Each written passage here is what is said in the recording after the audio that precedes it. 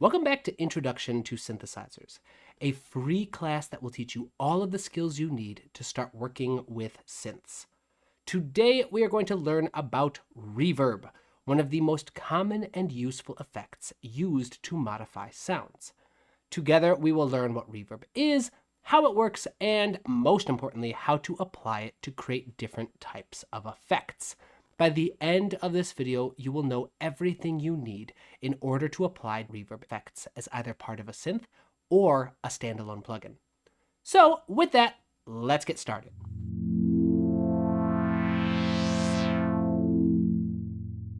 First and foremost, reverb is an effect that's used to imitate the impact a physical space has on a sound. It can be used to place your sound in a larger room, or even imitate the impact of an empty room versus one with lots of plush furniture.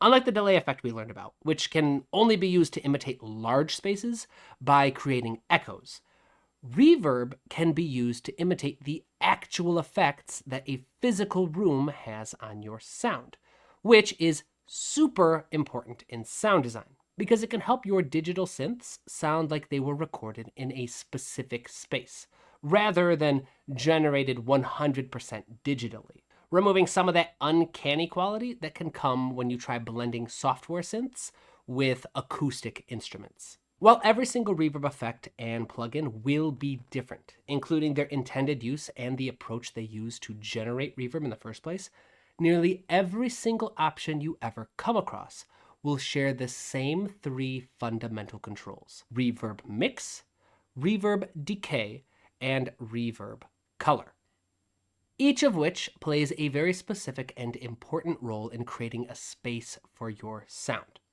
Now, before we dive into all the specifics about reverb, let's at least familiarize ourselves with our initial sounds.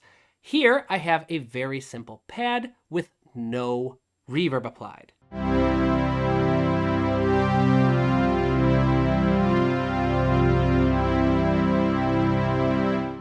There we go. And next I have the little marimba synth that I made for the last video on delay. Again, with no reverb. All right, awesome. So let's dive in. First up, we have reverb mix, which is used to imitate the distance between the source of your sound and your audience.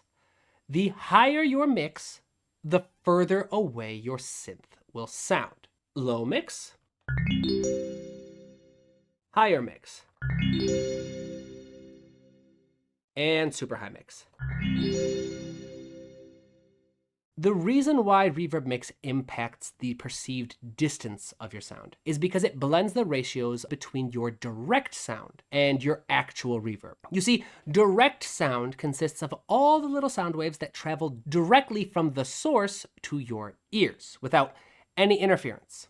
Reverb refers to all the different sound waves that bounce off various surfaces before reaching your ears. As they bounce, they get a little banged up, bruised, and colored by the types of surfaces they're bouncing off of. This impact that a room has on the sound is what we call the reverb.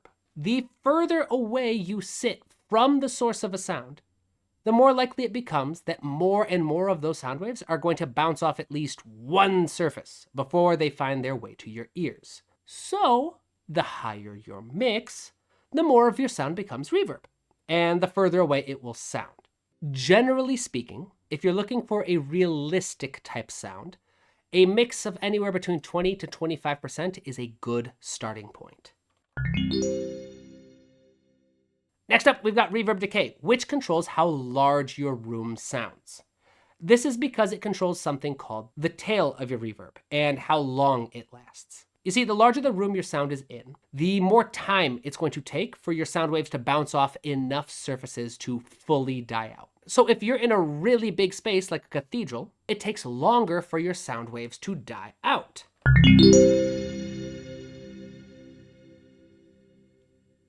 Whereas if you're in a moderately sized room, like a classroom or something, the walls and surfaces are all much closer, so it doesn't take nearly as much time for your sound waves to bounce off a bunch of surfaces and eventually die out. Generally speaking, if you are trying to imitate the sound of a concert hall, Somewhere between 1.5 and 3.5 seconds is a good starting point. Finally, our reverb color controls the type of surfaces in our room. You see, soft surfaces tend to absorb lots of sound. Things like curtains, carpeting, soft padded chairs, lots of people wearing clothes, bookshelves filled with lots of books. All of these absorb sound, resulting in a softer, more subtle reverb, which we can reflect with a low pass filter, or a high cut as it's called here. And that's usually all that the color control is a low pass filter for your reverb. Rooms that are treated with lots of soft surfaces, like foam paneling, are treated in part to help remove some of the natural reverb. And these will result in a very subtle, warm type sound, where the reverb itself isn't too noticeable, even if it is in a large room. Whereas an empty room, regardless of size, with hardwood floors, bare walls, no furniture, very few objects to actually catch and absorb sound waves, is going to result in a reverb that is much brighter and much more noticeable. Now, all this theory is nice and dandy, but we still need to talk about some common applications. Generally speaking, reverb can be used in two ways. One is to try and mimic the same space that all of your acoustic instruments or sound libraries were recorded in. That specific use goes beyond the purpose of this class. If you'd like to learn more, I've got a video I can link in the corner here and in the description of this video that goes into how reverb is used for mixing. And that'll cover everything you need to know about that. But for sound design, it usually comes down to a matter of just creating a sound you like. And for this, I recommend a very simple process. First, I'm going to set my color to maximum so that the low pass filter isn't getting rid of any frequencies. I want my reverb to be very bright and very in my face while I'm making the rest of my decisions. Step number 2 is I'll pick a tail that just sounds generally good enough for now. We'll come back to this later. Long enough that I can hear the reverb. Again, about 3 seconds is a solid starting point. From there, I'll bring my mix all the way down and I'll start playing my sound, gradually increasing the mix until I like what I hear. That's a matter of personal preference, but if you want some more guidelines, I usually recommend increasing the mix until you just barely notice the reverb. That's usually a solid starting point when you're first practicing.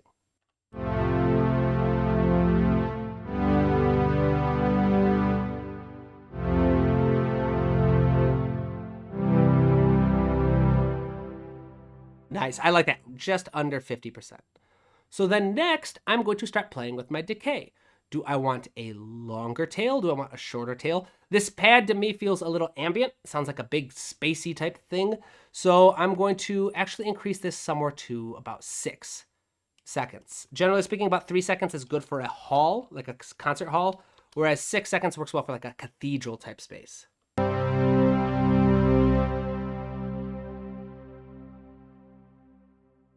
That's nice, I like that. So then the final step is to slowly start bringing down my color, giving my reverb more of a warm, subtle, washed out type effect, until again, I am content with the sound. As with most things in sound design, this does come down to a matter of personal preference. So experiment, play around, try higher levels, lower levels, do whatever you'd like until you find a version that you think sounds good.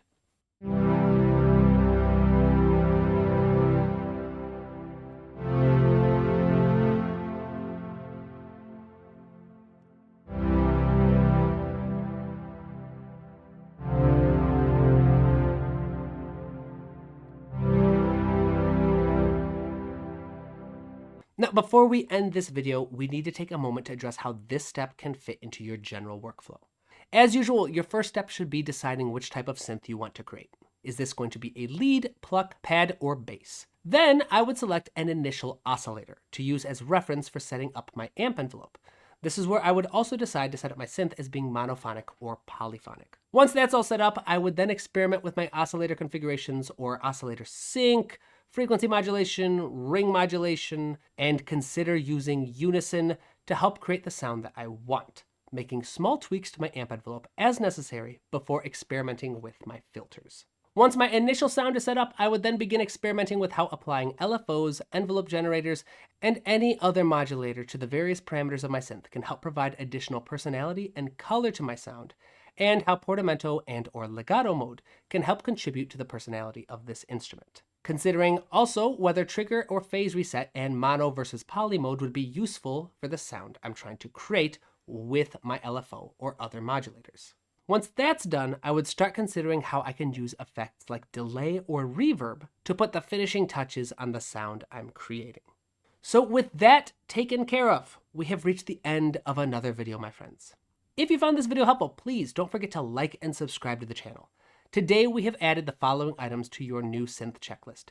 If you find yourself working with a new synth and you can identify these simple tools, you will be that much closer to mastering your new instrument. A special thank you goes to my patrons and channel members for making videos like this one possible. You can use the affiliate link in the description of this video to grab a copy of any of the synths used in these videos so far and follow along with the rest of the series. So until next time, my friends, keep studying, keep working hard, and keep writing new music. I will see you in the next video.